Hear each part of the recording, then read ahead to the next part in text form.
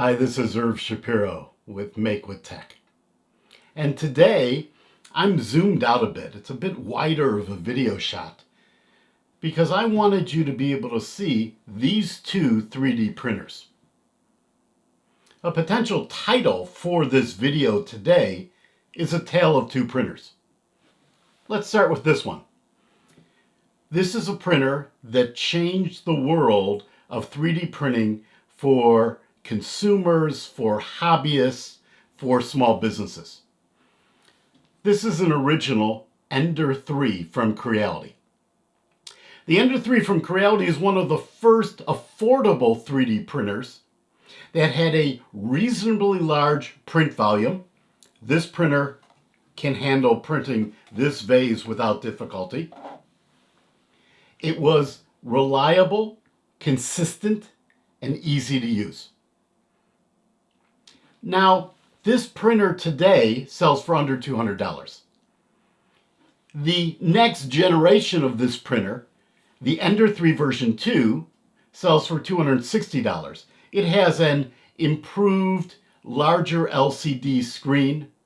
It has a better power supply, but most importantly, it has a 32-bit control board. The control board is the computer inside the 3D printer that runs firmware just being software running in a machine that controls the printer. The original Ender 3, including this one, have 8-bit control boards. So those improvements are worth the increase in price. But what about this printer? This is an Ender 3 S1. This Ender 3 S1 is $429. The price moves around a bit, maybe $405 to $430, depending on where you buy it. Significantly more expensive. In today's video, we're going to help you understand when you should buy the Ender 3, or specifically the Ender 3 version 2, when you should buy the Ender 3 S1, is it worth $150 to $200 more? Do you really need those additional features? So stay tuned and let's learn something together.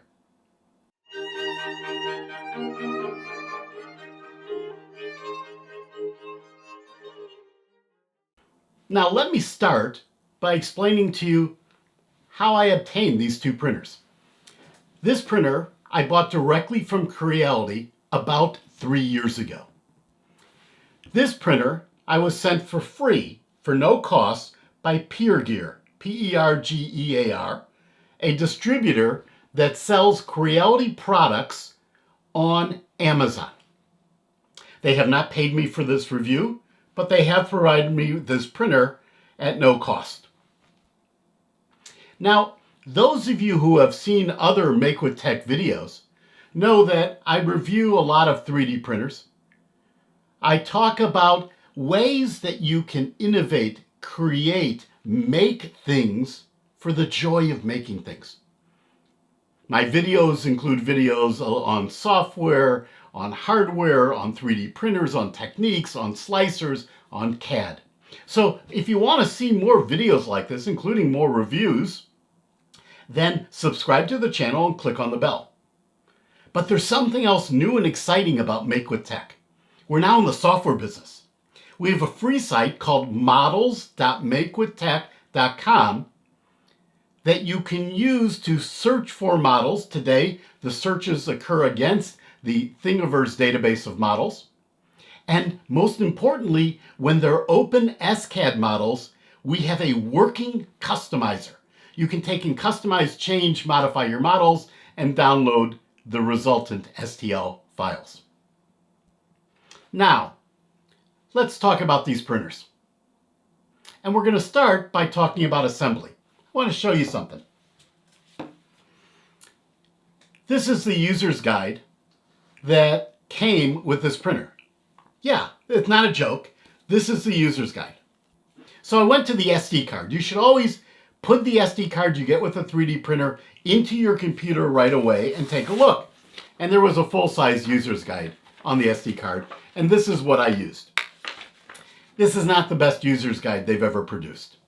It's only fair. Fortunately, Creality recently has been putting videos on their SD cards also that help you learn how to assemble the printer. So let's compare assembly. The Ender 3 is not hard to assemble, but it's not easy. It will take most people probably close to an hour. And yes, if you're really good, you can do it in 20 or 30 minutes. And I know I'm going to get comments down below. Somebody did it in 10 minutes. Great. But what makes it hard is this print mechanism, which is the hot end and the fans, has to be placed onto this gantry manually, and you have to adjust and thread the belt. And it sort of feels like you don't have enough hands. Now, I assembled this one together with my grandson, Zach, and he helped out. But the two of us together, I don't know, it took us about 35, 40 minutes, and I'd assembled other 3D printers before. So for some people first starting out in 3D printing, the assembly of a classic Ender 3 is a little tricky. The Ender 3 version 2 is a little bit easier. It's getting better. This assembly is trivial. Basically, the assembly consists of taking this upper gantry, which is already assembled. It does not have the extruder attached, but the rest is already assembled, and bolting it into the base. Now, to bolt it into the base, you literally have to take the printer, slide it off the table so you can get to the bolt holes underneath. That's sort of a little trick that's described in the user's guide, but in translated English, I assume translated German and French and Spanish also, where it wasn't clear until I watched the video. Then the extruder attaches to the gantry. I'm going to show you a close-up of this because this is a brilliant configuration. It attaches with 3 bolts. So that means that if this fails for some reason, with 3 bolts, I can disconnect it. The cables to it are consist of a single ribbon cable. And this is a high quality ribbon cable. Some of the 3D printers I've been reviewing recently use ribbon cables to make the cable management better, but they're not this weaved material. This is a very high quality ribbon cable. What does that mean? Well, if I'm using this 3D printer in a production environment where I can't afford for it to be down very long, I just buy an extra hot end assembly. The hot end assemblies are $110 on the Creality site. In fact, they sell this hot end assembly so it can work with a traditional Ender 3 or Ender 3 version 2 also. So I take 3 bolts, I put a new one on, I fix the old one. Very, very well designed. The rest of the assembly consists of putting on the filament holder, snapping on the LCD, and plug in the cables. And that's basically it. So this assembly is much easier. Now, let's walk through the components of these 2 printers and compare. And we'll start with the most obvious difference. This is a Bowden style 3D printer. There's an extruder here. The extruder is all plastic. And it pushes the filament into this Bowden tube. It's a white tube. Looks a little pinkish here because there's a red filament going through it. That pushes it into the hot end. The hot end consists of 2 fans, a fan to cool the filament so it doesn't melt before it's supposed to, and a fan on the print itself to cool it after you've laid down the filament. This setup is completely different. You'll notice there's no Bowden tube at all. The filament goes through a filament sensor, we'll talk about that in a moment, into the hot end, and this hot end has an extruder motor, the hot end, and 2 fans, and I don't know, it looks to me like it might almost be smaller than the Ender 3 hot end. This is a remarkable piece of engineering. Might be the most sophisticated engineering that's come from Creality. Now, in addition, this hot end has 2 very nice features. it has a CR Touch, that's the Creality branded bed leveling sensor. It's very similar to a BL Touch. It uses a physical probe, and it has a fan on an angle with a nozzle directing air directly at the print. That results in just beautiful print quality and better cooling. So this hot end with the CR Touch is a significant difference between the S1 and the standard Ender 3 family of printers. Now, much like the rest of the newer Creality printers, there are knobs for adjusting the tension of the belts, and the attachment of the hot end assembly carriage, the piece that holds the hot end, is via traditional Creality wheels with an eccentric nut underneath for tightening the wheels up or down. The bed likewise is attached in exactly the same way with an adjustment knob. The LCD panel is quite a bit bigger, and the organization of the commands on the LCD panel are really very good. I'll show you some pictures here. It's very easy. There's a single button for print, there's a single button for level, there's one button for prepare and one button for control that allow you to get to deeper into the configuration of your firmware and your printer. When you turn on this printer, effectively all you do is you turn it on and you tap on level. The auto bed leveling system will probe the bed. You do not need to manually level first. Unless your bed is more than 2 millimeters off from point to point, the auto bed leveling system will adjust properly. My auto bed leveling system worked perfectly, with one gotcha. Once you level a bed with the auto bed leveling system, you need to adjust the Z offset. Let me show you that so that you understand what I'm talking about. I'm going to slide this over so I can see the LCD panel. I'll show you close-ups of it on the screen. So I'm going to power on this printer now. Very quiet. You do hear the fans. These must be high-quality fans because they're very quiet. And the next thing I would do is tap on level to go through the auto bed leveling sequence. I've already done that, so there's no need to do that again. So now, what I'm going to do is I'm going to go to prepare. I tried to tap on it. This is a knob-based touchscreen. Let me click on it. I'm going to click on Auto Home to initially home this printer to ensure that the nozzle is at the home or the 000 position. Let's let that finish. On this printer, after it homes, it then moves the nozzle up a little bit. So I'm going to prepare to check the Z offset, and I like to use a Post-it note. I fold the sticky side over and then bend it up to give me a little handle, and I stick it under where the nozzle is going to be. Then I'm going to go back to move. I'm going to go to move Z, and I'm going to lower the nozzle to the 0 position. So I'm going to get it to exactly 0 and click.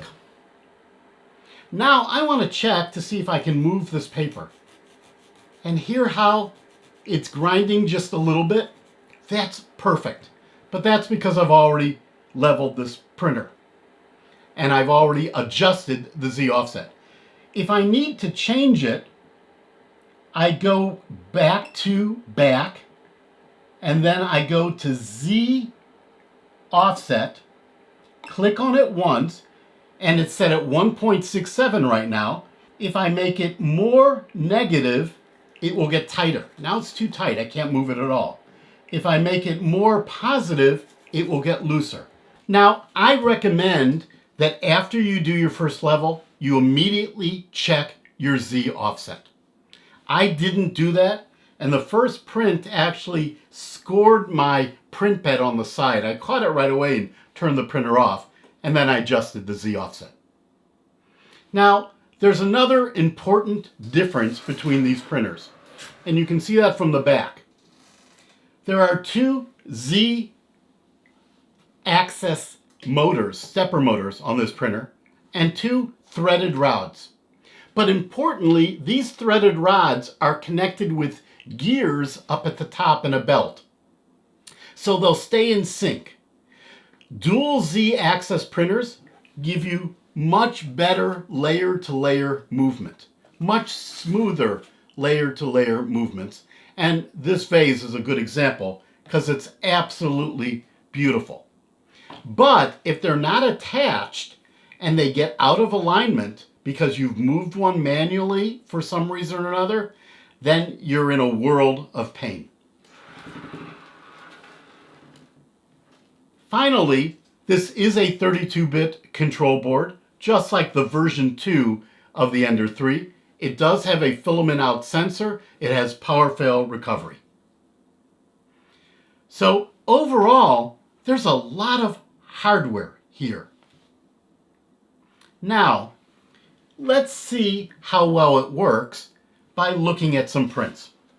So the first prints I printed were prints that were on the SD card, and there's this little bunny. It's very interesting. This print's very, very fast. It's a beautiful print, but it really didn't show me much. Then the next print I printed was this handle, and it's a okay print. There's where there were some supports here, they didn't come off completely clean. But overall, it's a nice print, but I didn't know what this was for. So while I was preparing for this review, I got a notice that there's a new Ender 3 S1 called the Pro model. And I noticed on the Pro model, there's a handle right here on the front, and I felt underneath, and there are two threaded holes down on the bottom here. Unfortunately, there weren't any screws included with this printer.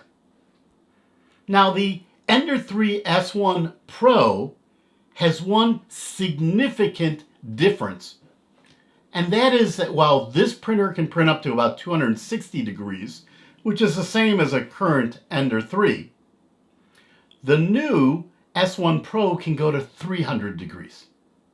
How's that possible?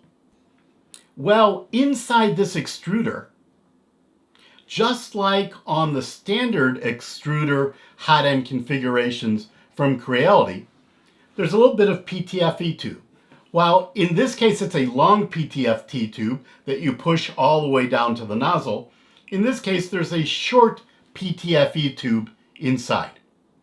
PTFE tubes, which are made with Teflon, are only safe to use because they emit gases above a certain temperature. Some people think it's 230 degrees, some people think it's 260 degrees. I'm not going to get into that debate. Creality only supports this printer to 260. But if you replace that little piece of Teflon with a piece of metal, and this happens to be a add-on, a aftermarket component from Slice Engineering, which is called the Copperhead Heat Break. If you replace that with a piece of metal, then you can take your printer hotter. But to do that, you need to upgrade some other things. You probably have to upgrade your heating element. You might have to upgrade your power supply. You might have to upgrade your thermistor. That's the temperature sensor in the hot end. So to go from the S1 to the S1 Pro, you need a number of upgrades, including upgrading the firmware. So that's the long story about what this nozzle is for.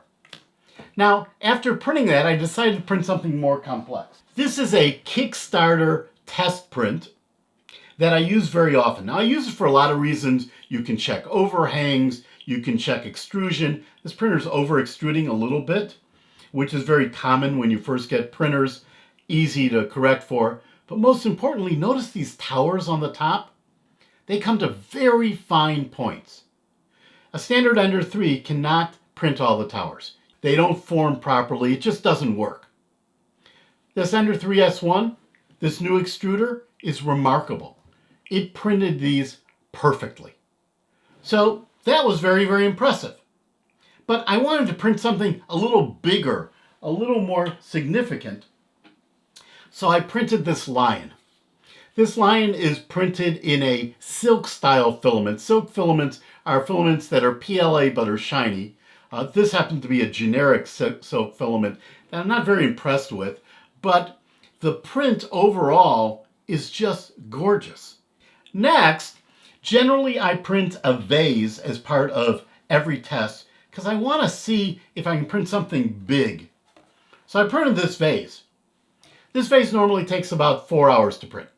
I printed it in 2 hours. How did I do that?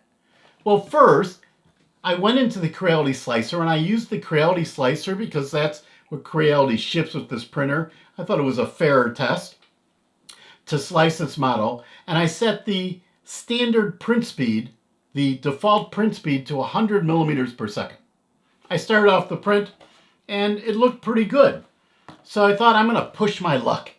I went to the front panel, and when you're printing a print, you have adjustments you can make to temperature, to speed, to the Z offset, and I increased the speed to 200%. This printed in 2 hours beautifully.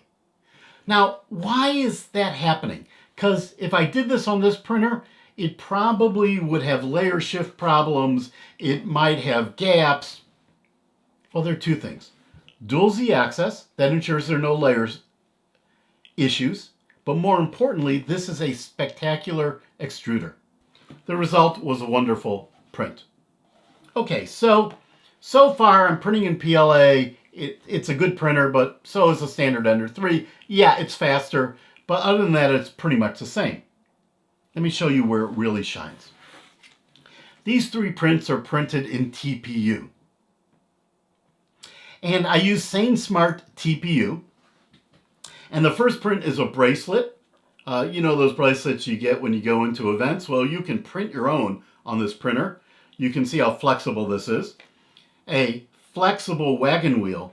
But then I wanted to print something more practical. Let's say you have a stroller and a wheel breaks, or it falls off, or you lose it, or something else.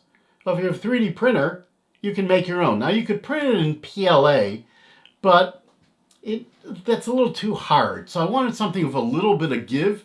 I printed this beautiful wheel on this printer in TPU with no issues at all. And this looks like it was industrially manufactured. So what did I learn? I learned that this is a good addition to the Ender family, but is it worth the price? Let's look at this table together.